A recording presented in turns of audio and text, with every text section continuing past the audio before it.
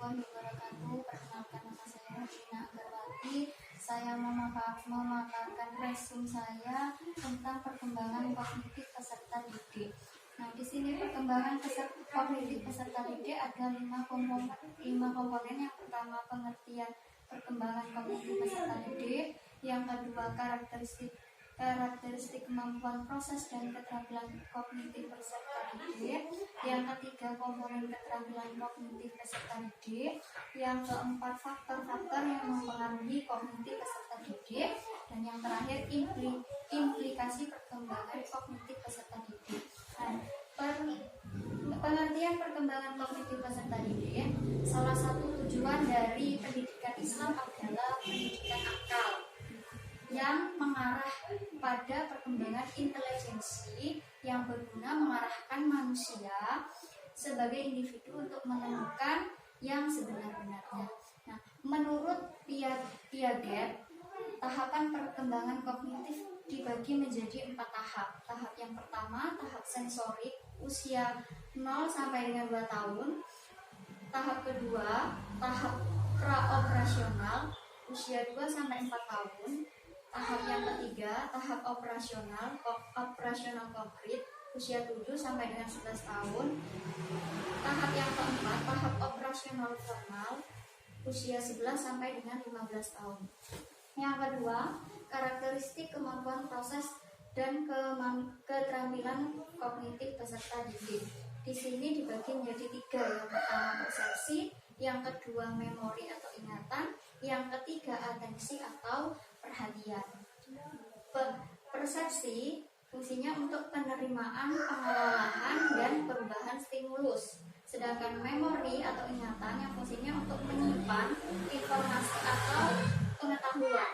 Dan yang ketiga, atensi atau perhatian, ini fungsinya untuk menggambarkan perbedaan ciri-ciri dan cara merespon.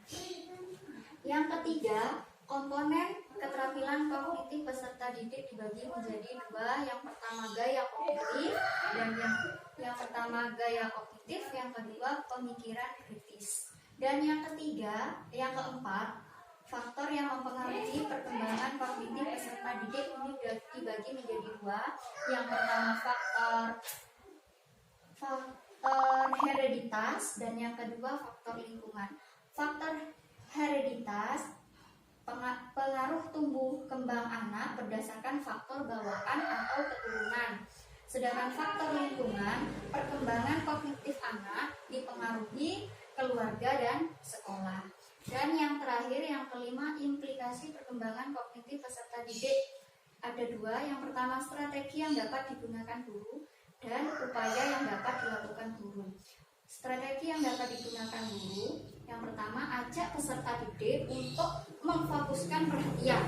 Yang kedua, bantu peserta didik untuk membuat isyarat atau petunjuk sendiri. Yang ketiga, gunakan media dan teknologi secara efektif. Dan yang keempat, ubah lingkungan fisik. Yang kelima, hindari perilaku yang membingungkan peserta didik.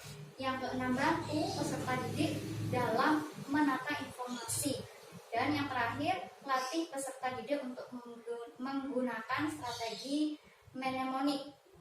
Sekarang, upaya yang dapat dilakukan guru. Yang pertama, guru harus mengajarkan kepada peserta didik untuk menggunakan strategi belajar yang sesuai dengan kelompok usia mereka. Jadi disesuaikan dengan usia peserta didik.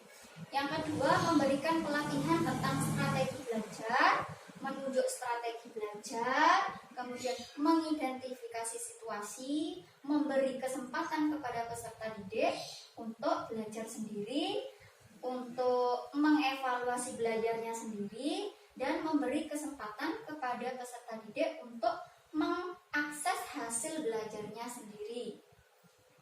Itu saja yang bisa saya sampaikan. Kurang lebihnya mohon maaf. Saya akhiri. Wassalamualaikum warahmatullahi wabarakatuh.